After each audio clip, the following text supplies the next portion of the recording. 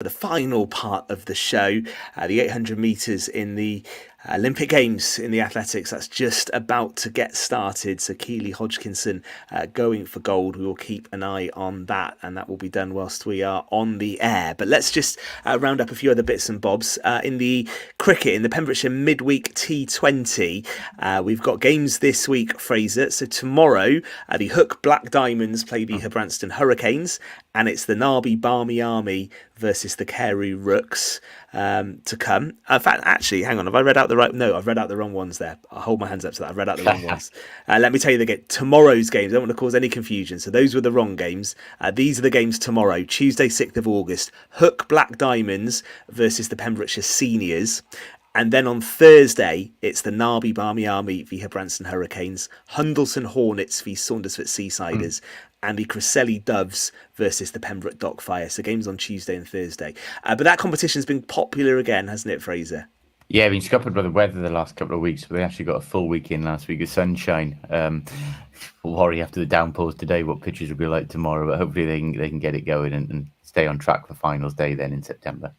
Yeah, they've announced the date for that as well, haven't they? Yeah. So that's to come in September when we're safely through all of the other finals. So I was thinking it's a scheduling issue, isn't it? So with the Harris and Allen and we had the youth finals as well.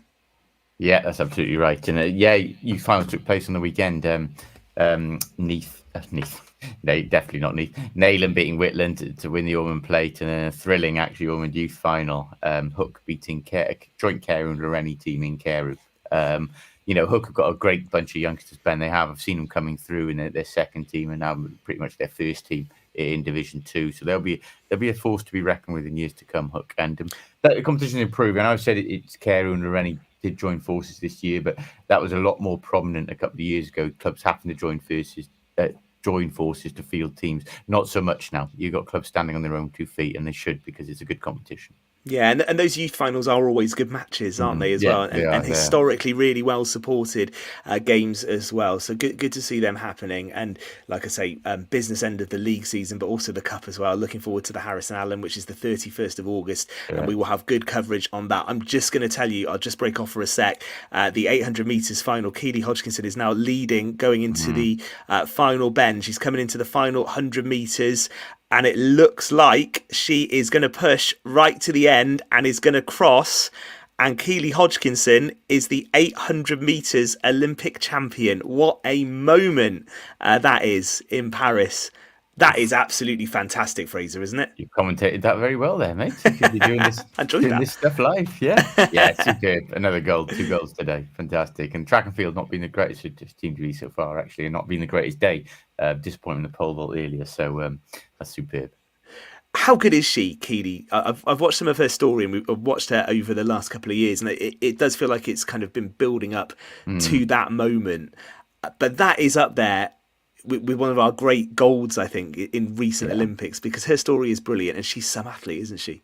Yeah, came through some very harrowing situations, and like I said, in the build-up in these heats, she appeared relaxed, she appeared in control when she was running, and she just showed that then as well. She controlled the race there, didn't she? Showed the pace, and then came away at the end. She just seemed to be, as I said, just total control of the field and superb performance. That's the way she's run, isn't it? Like you say, in the heats, but also in the build up to this, her management of those races has been absolutely phenomenal. So that's huge and great scenes in Paris right now. And you talk about moments at Olympic Games. Everyone has your favourite gold or your favourite medal moment, and we've all got them from recent Olympics. I think that one will be up there. I think that will be one of them. And we talk about Kelly Holmes in Athens in 2004, and we were at the start of the show, and I think that's that run that we've just seen there will go down as one of the all-time great ones, I think, and there might be more to come because she's still young. And it's a very small list, isn't it, of British 800 metre gold medalists as well in the Olympics. So she's running an elite list there. There's obviously Cohen Yvette, that famous one, like you say, Kelly Holmes. So yeah, superb. It'll stand the test of time, that moment. Excellent stuff. So there we go. Another gold. That means we've now won 12, Team GB, 42 in total now on the Team GB count. So actually, proving not a bad Olympic game so far. Very good game so far, actually, Ben. And there's been a few disappointments in there with gold medals potentially missed as well. So yeah, it's gone fine so far. Yeah, excellent stuff. Okay, let's just get back to the local football. We're going to finish with Haverfordwest County, who had a really good win at the weekend as they warm up for the new season. So let's do that now. 5-0, Fraser, in the Nathaniel Cup, wasn't it? So that's the League Cup. And actually, that was a pretty decent win. Tony Pennock, I think, will be really, really pleased. I've seen some of the goals as well from Saturday. And with the league season starting this Sunday for the Bluebirds, they'll take that, won't they? Oh, absolutely. It's always Needle going to Carmarthen. It's the closest they get to a local derby. I think we used to, in the Telegraph, we used to call it the A40 derby, which is about as protected we can get up to, but it was not exactly next door, I know. But look, Carmarthen Haverfordwest, they've fluctuated over the years of which one's been superior. Of course, they've been years when they've both been in the Premier League together, and players have gone back and forth, and there have been players playing for Carmarthen who formerly Haverfordwest and vice versa on Saturdays. There's always going to be Needle going there, so it was always going to be difficult. And they came through it pretty swimmingly, like you said there, to win 5-0. I think they'd be delighted with how ruthless and how efficient they were there. And as you touched on earlier, it's a venue they're going to have to get used to. Yeah, we'll come to that in just one sec. Just a bit more on that 5-0, because I think the worry that you would have had as well, had they not had a good win, because it's a derby, sometimes they can be a bit different, can't they? They can be levellers. The fact it's a local derby, there is a bit of needle. And probably for Tony Pennock, the last thing he would have wanted going into the new league season was to have any kind of slip up on Saturday. Yeah. So for that reason, I think it's an all the more impressive win. Yeah, and a 4G surface there as well, which really helps it. You know, you don't have that derby feel of a wet, windy night in Carmarthen or what have you. They're able to go and play their football on there, and yeah, he would. I think he'd be more positive going into this season. Now, obviously, last summer was unforgettable, that European run, but it was straight into a very intense period for them, where it was do or die in a couple of games, and that probably did have a knock-on effect going into late August and September, didn't it? Yeah. It's been much more of a proper pre-season and building nicely.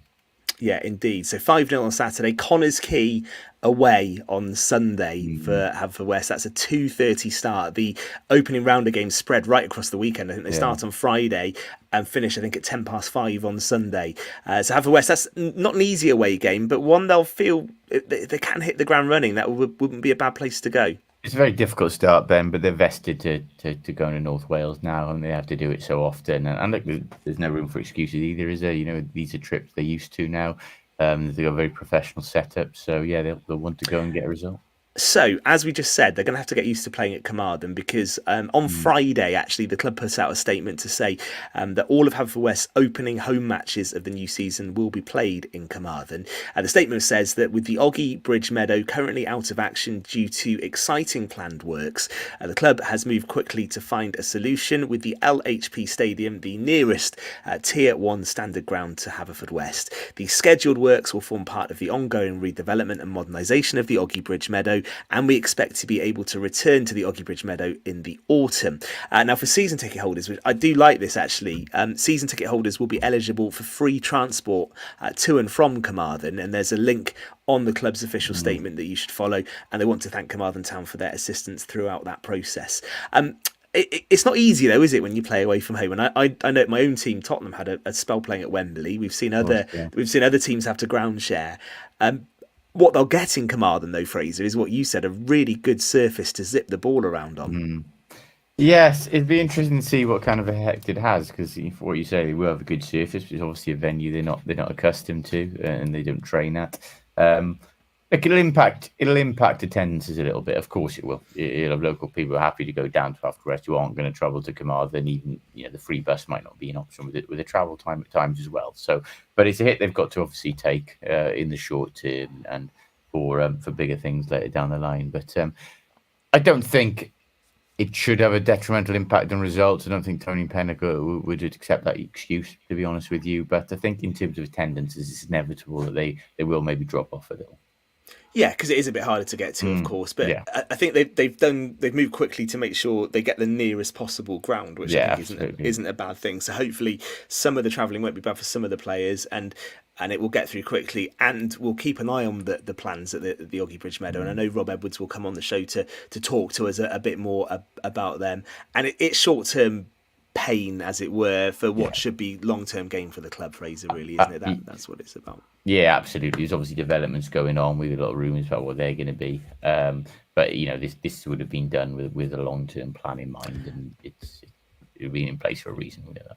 Okay, pre-season football, we should say well done to Pennar Robins, who won the Weaver Callan Cup final on Friday. That's the latest one that was completed. Have we got news from the Eddie Merry as well, Fraser? Do you have anything from that? We are just actually waiting for a result to come through from tonight, Ben. But that competition, I'll just get the fixture up now, actually has kicked off, and I think a result has just come through. Now I say that, actually, Goodwick United, if you just bear with me, I believe have won 8-0. I'm just waiting for confirmation on that. But yeah, it is another one of those traditional tournaments which take place over there. Goodwick have beaten Carmarthen Road 8-0, which, if both sides had full strength sides, is a serious statement. To be interested to see what 11 Clarby put out there. But that's a huge win for Goodwick. So tomorrow, then, of course, Fishguard take on Mearns Bridge. Winners play in Tregroyce on Friday. First rule of pre-season, though, Fraser, is never take pre-season seriously. However, Clarby Road were the Senior Cup winners, weren't they? Not that long ago. So,